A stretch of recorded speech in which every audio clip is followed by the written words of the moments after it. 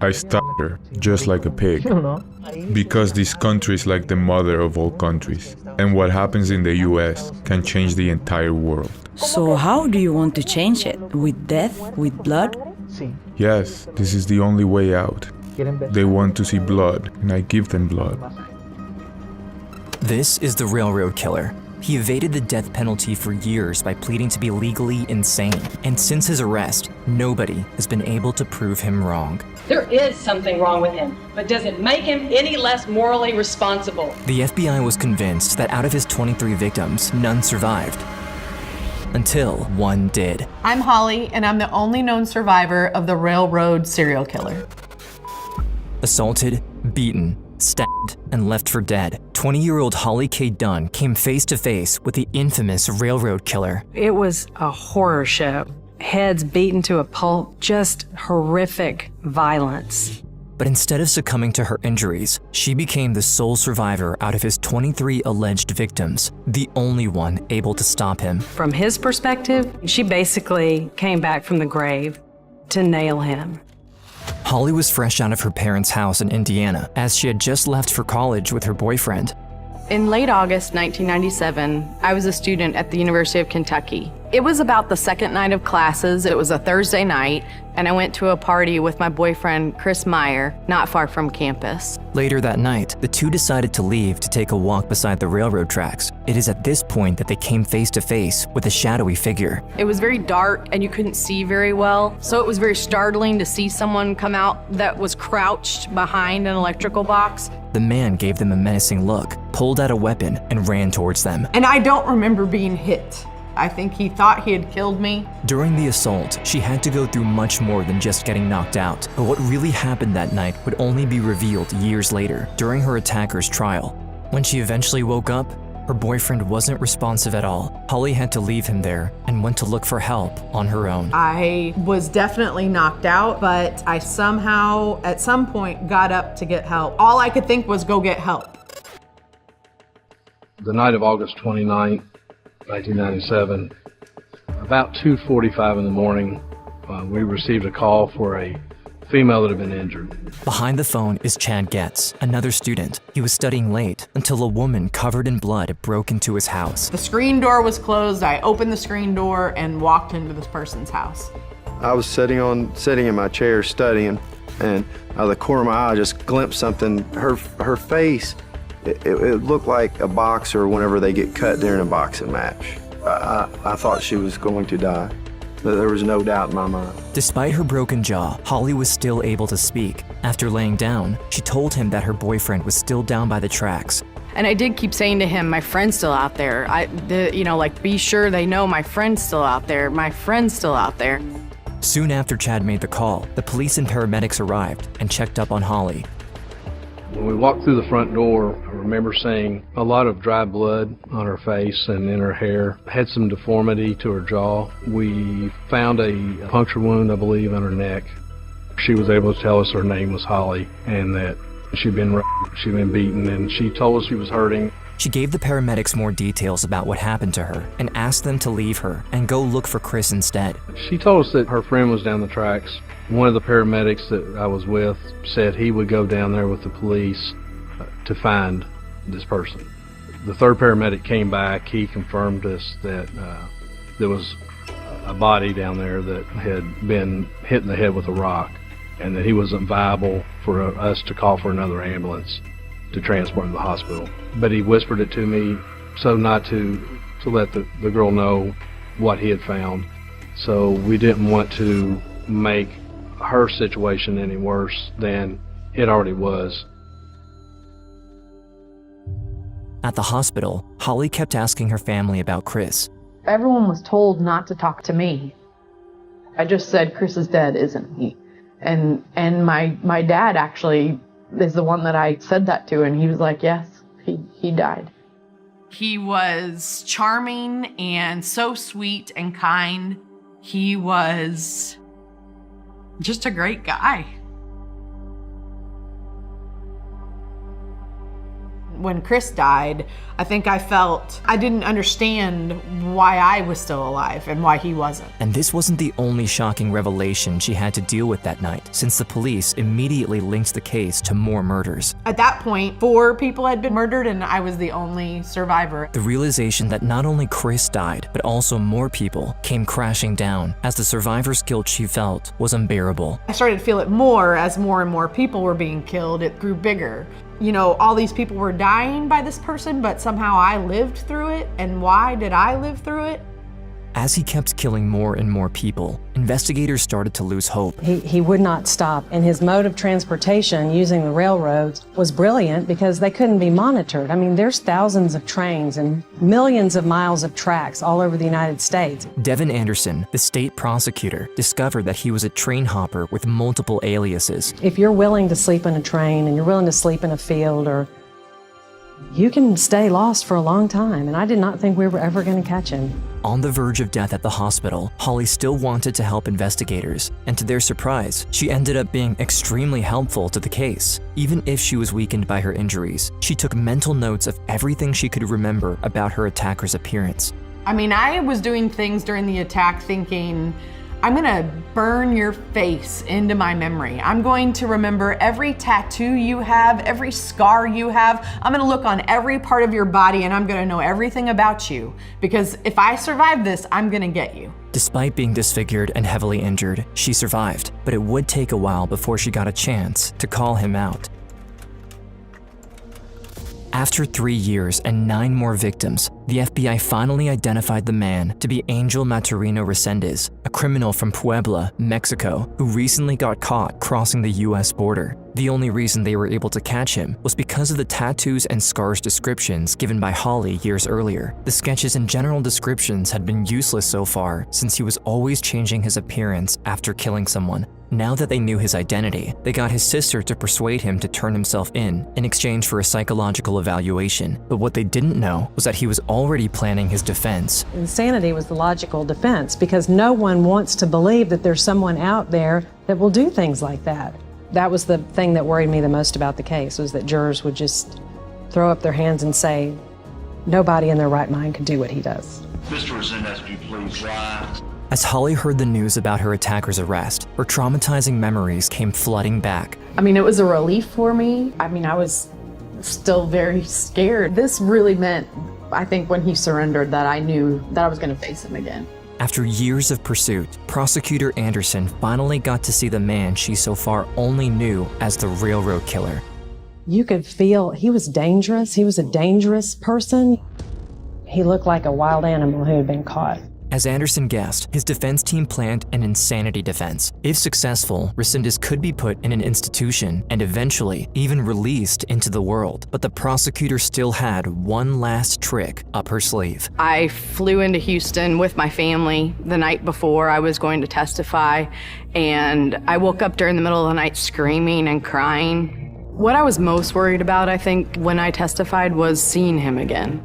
Mere minutes before the trial started, Anderson took a minute to talk to the panicked Holly. I went back there and said, okay, are you ready? And she said, yep. And I said, he's going to be in there looking at you. Don't look at him, just look at me. Don't look at him until I ask you to. She took a second to give her a hug and pointed her towards the doors. I cannot imagine the amount of courage she had to marshal to come into that courtroom, to walk in and face him. She chose to present Holly as the last testimony of the trial. As the sole survivor, she was her only hope to convince the jury. We're going to tell you about the people. The people who've been murdered, most of whom murdered in their own homes. I knew that I wanted Holly to testify last, so by the time she took the stand, the jury had heard the gruesome details of all the other murders that we had solved at that point. When I went into the courtroom, I sat down in the chair to testify. I did not look at him. I was looking straight at Devin. As an opener, Anderson asked her a very unusual question. What did you do last weekend? But behind that question was an opportunity to empower her and show to Resendez that she was stronger than him. I was really excited to say I graduated from college. To me, I was saying to him, you didn't destroy me.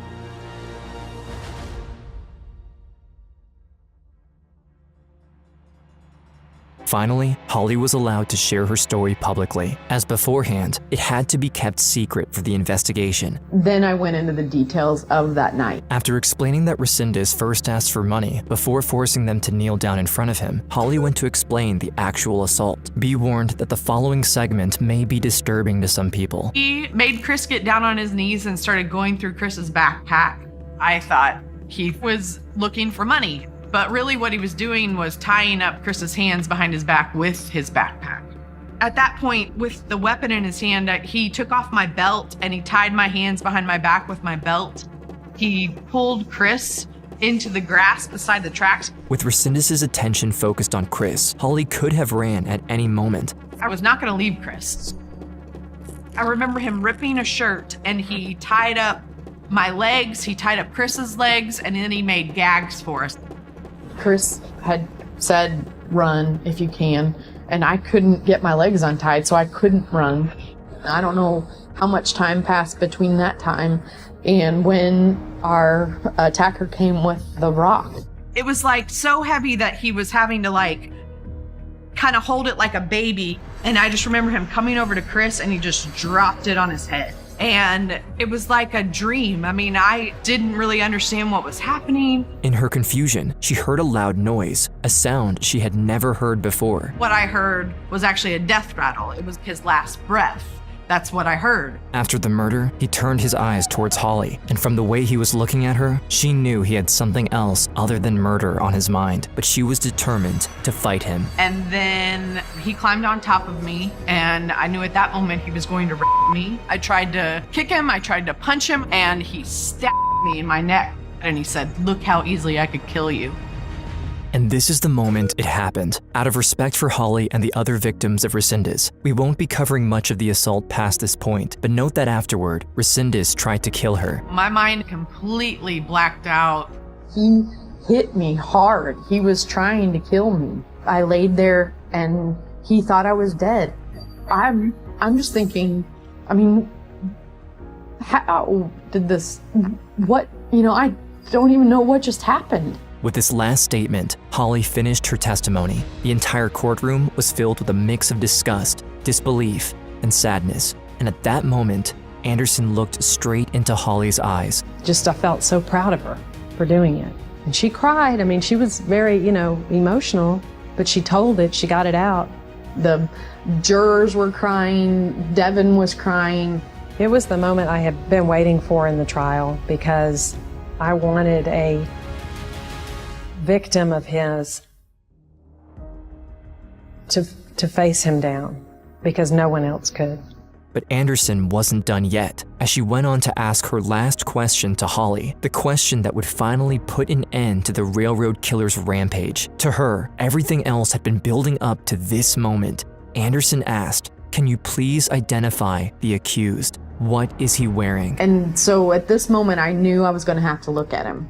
So I look at him and I, point to him and I say, he's wearing a white button-down shirt. I have never felt such relief in my entire life, and I probably never will.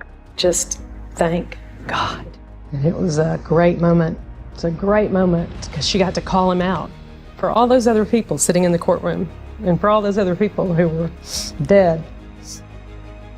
She got to call him out. It was great.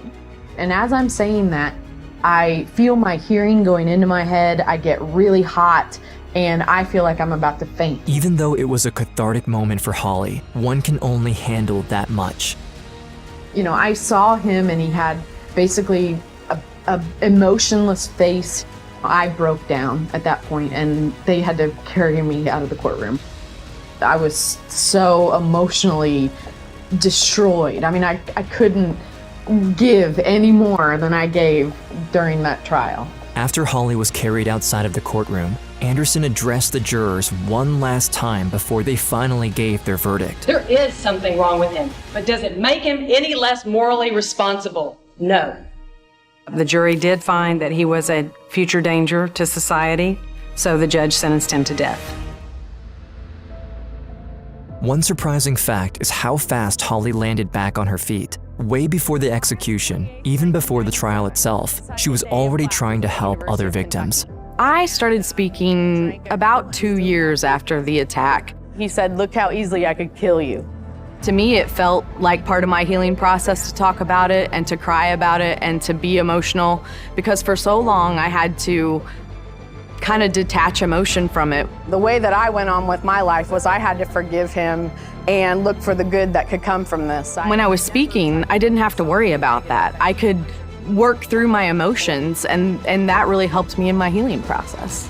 Being a survivor is one thing, but helping other survivors and knowing how to do that in a professional manner was another thing. And she isn't using the word professional lightly. She literally turned her entire life around with the urge she felt to help other survivors. This is why she decided to found her own advocacy center for victims of violent crimes. They opened in 2008 and have already served justice to more than 300 survivors. Holly is a hero because she did not let what happened to her destroy her.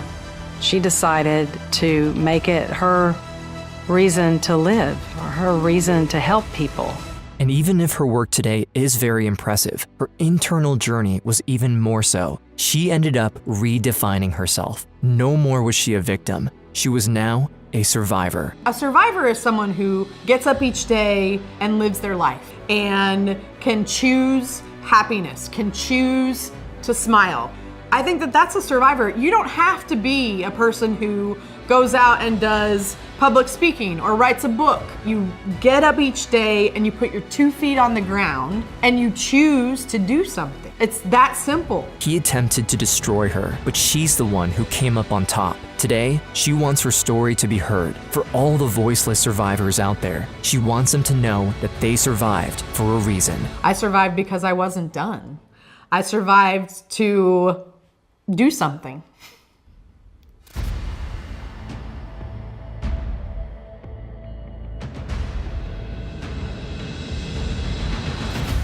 Hello there, b****. Are you comfortable right now? Wrists and ankles chained, gagged, probably blindfolded. You were obviously here against your will.